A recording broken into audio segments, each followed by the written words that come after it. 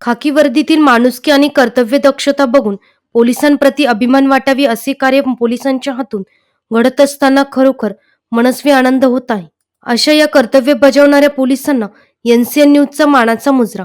नाशिक शहरातील सदैव वर्दळीचे ठिकाण म्हणून प्रसिद्ध असलेले मुंबई नाका या भागात वाहतूक शाखेचे सहाय्यक पोलीस उपनिरीक्षक संजय लोंढे, जगदीश जाधव, भाऊसाहेब कुटे वाहतूक शाखेत आपले कर्तव्य बजावत असताना एक महिला मुंबई नाका परिसरातून आपल्या कामानिमित्त जात असताना सदर महिलेकडून पर्स खाली पडली हे कर्तव्य बजावणाऱ्या पोलिसांच्या लक्षात आल्याने त्यांनी लागलीच पर्स आपल्या ताब्यात घेऊन त्या महिलेस बोलावून ती पर्स महिलेच्या ताब्यात देण्यात आली.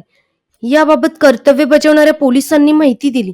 सहाय्यक पोलीस उपनिरीक्षक संजय लोंढे, मुंबई नाका सर्कलला ड्युटीला असतो. मला सहकारी ASI जाधव साहेब आणि कुटे दादा, आम्ही इथे मोटर व्हेकल कारवाई करत असताना कुटे दादांचं त्या बॅगेकडे लक्ष गेलं. ते बॅग कुटे दादांनी आणली.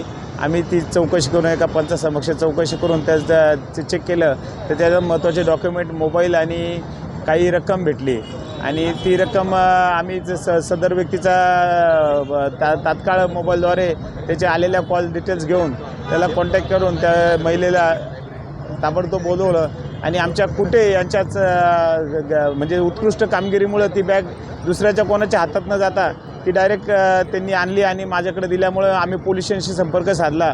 जर कोणी बॅगवाल्याला तर आमच्याकडे पाठवा. आणि आम्ही कुटेनी ते प्रयत्न करून ती बॅग त्या व्यक्तीपर्यंत पोहोचवली. त्यामुळं कुटेचं याच्यात महत्त्वाचं मोलाचं श्रेय आहे. सदर पर्समध्ये रोख रक्कम तसेच महत्त्वाचे कागदपत्र असल्याने पोलिसांनी केलेल्या सहकार्याबद्दल कृतज्ञता व्यक्त करत महिलेने पोलिसांचे आभार मानले. मी कल्याणी भीमराव भागवत, मुंबई नाक्यावरनं जात असताना घाई गडबडीमध्ये माझी बॅग पडली.